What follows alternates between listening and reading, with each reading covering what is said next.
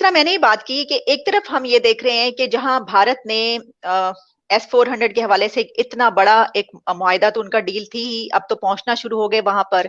एक तरफ हमने ये देखा तो दूसरी तरफ हम देख रहे हैं कि अमेरिका में प्रेसिडेंट जो बाइडेन की एक 3 घंटे की तवील मुलाकात हो रही है प्रेसिडेंट शी के साथ, और बड़े ही अहम पॉइंट्स पर वहां पे गुफ्तगू हुई। इसके अलावा भी हम देख रहे हैं कि दुनिया की कंट्रीज जो है वो बड़े बड़े कॉन्ट्रैक्ट के साथ आगे बढ़ रहे हैं। फिर हम दूसरी तरफ ये देख रहे हैं कि पाकिस्तान में जो है वो इंटरनल पॉलिटिक्स में हम बहुत बड़े-बड़े स्टेप्स ये ले रहे हैं कि जजेस टू जजेस ही वर्सेस जजेस हो रहा है अब, और पॉलिटिशियंस और वर्सेस जजेस भी हो रहा है। तो ये क्या चल रहा है? आप इस सारी सिचुएशन को कैसे देख रहे हैं?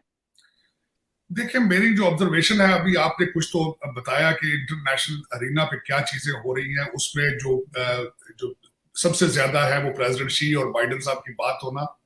S-400 की आपने बात की है, इंडिया की। फिर उनका वहां पे क्वाड की एक्सरसाइज होना। उसके बाद अगर देखा जाए तो ट्रैका प्लस पाकिस्तान ने किया।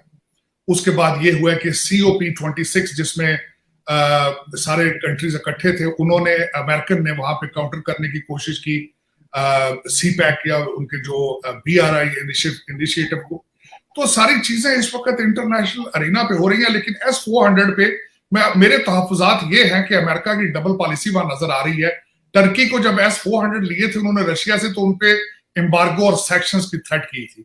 लेकिन इंडिया के S-400 पे इस वक्त अमेरिका जो है वो बिल्कुल खामोश है, और बिल्कुल उस पर कोई उन्होंने इतना ना शोर किया ना वेला, लेकिन करना चाहिए था। एक तो उसमें नजर आ रहा है कि America is completely into the Indian camp, और जिस कैंप में आप ज्वाइन करना चाहते हैं उस कैंप में अंदर पहले ही इंडिया का कंट्रोल है। पहले इंडिया बहुत ज्यादा स्ट्रांग है। आपको वो पिछली सीटों पे बिठाएंगे, आपको मर्जी होगा तो ट्रीट करेंगे, वरना होगा तो नहीं करेंगे, क्योंकि इस वक्त व्हाइट हाउस के आईज और ears they are Indian lobby, और वो इतनी स्ट्रांग है कि जिस तरह तरीन साहब ने अगले दिन बताया है कि पाकिस्तान को तरक्की करने के लिए या ठीक करने के लिए 30 साल चाहिए।